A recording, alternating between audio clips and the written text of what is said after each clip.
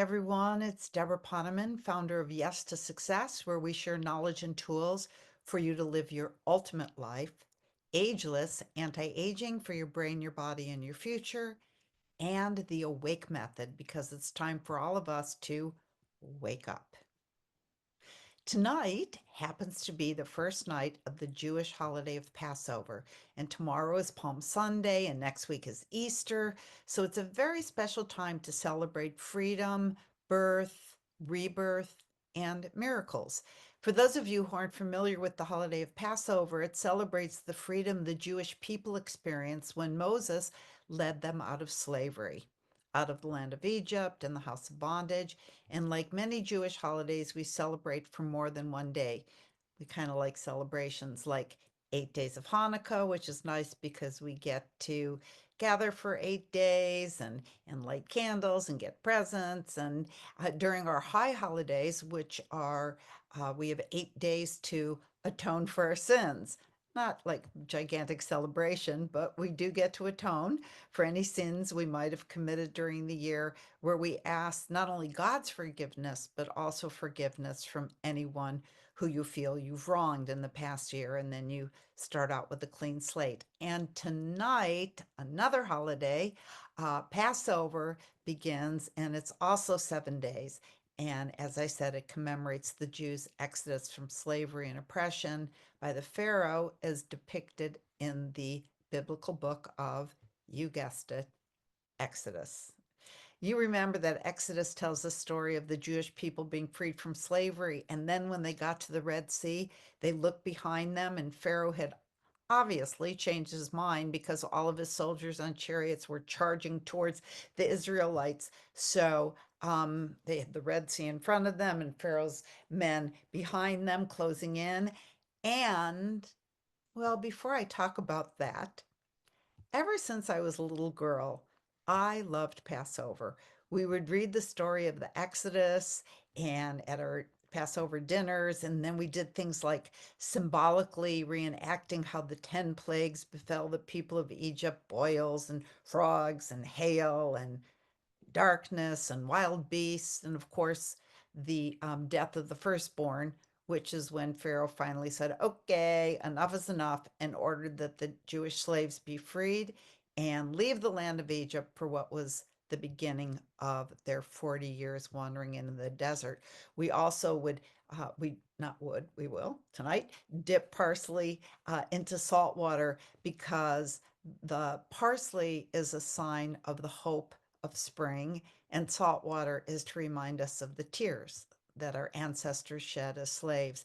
We also eat matzah, which is like flatbread. It's like crackers for all 7 days, but it's big cracker, which is, it's a bread with no leavening, to remind us how our ancestors had to eat in haste with no time for their bread to rise when they were wandering in the desert. So actually, we don't eat anything with leavening for all 7 days of Passover.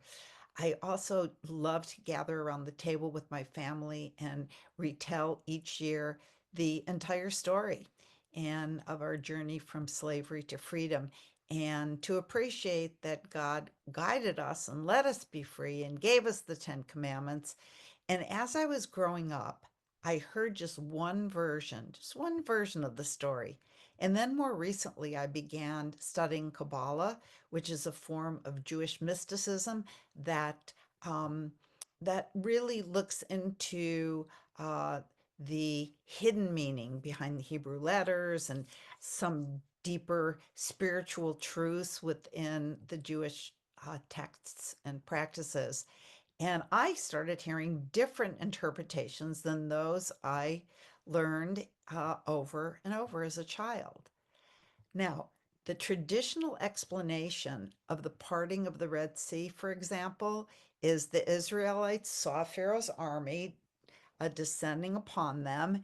And you know, because you saw the Ten Commandments, Moses lifts up his staff and God performs a miracle by parting the Red Sea and making a path for the Israelites to go through.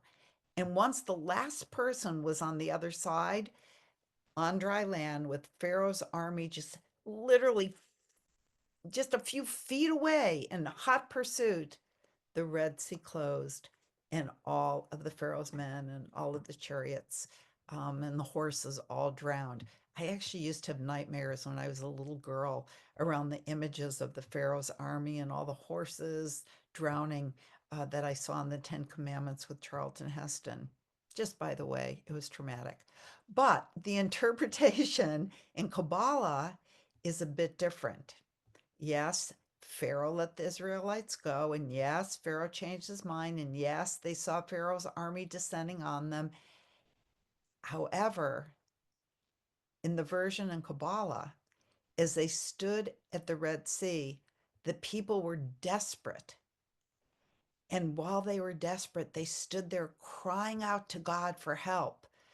And God said to them, Matziach Elai, which means, why are you yelling at me? Why are you calling to me? And at that moment, one man, Nachshon ben Aminadab, he waded into the water. And as the rest of the Israelites continued to call out to God, at first the water came up to his knees, and then the water came up to his chest, and then the water came up to his chin. And when it covered his face, the Red Sea parted. It just took one man with total trust in God who acted with boldness and faith to part the Red Sea. So the question is, how do we act when we face our own Red Seas? There's nothing wrong with calling to God for help, but as it also says in the Bible, faith without action is worthless. We can call, but we need to not only have the faith that God will help us, but we need to prove it by taking action ourselves. We work in partnership with the God of our understanding, but we need to step into our Red Seas with boldness and power and courage and then watch them part. We can't just stand there and call out to God. We need to take action that shows that we really trust and have faith, and then we'll get the support of the God of our understanding. So that is the takeaway for me. And similarly, during the holiday of Easter, we also celebrate freedom as we recount the anniversary of Jesus Christ's resurrection and ascension. Recounting the story of Jesus overcoming even death reminds us that no matter how much suffering we're experiencing in our lives, there is always a chance to rise again. I think that most of us have experienced our own version of the crucifixion, be it in the form of feeling like we failed, uh, losing everything financially, being left with a broken heart for another, uh, health situation. But Christ's example confirms that we will rise again. The Course in Miracles says there is no order of difficulty in miracles. And this is the season of miracles. So happy Passover, happy Easter, happy life filled with miracles, and happy you will be when you are bold enough to face your own Red Sea, because fortune favors the bold, and we will always rise again.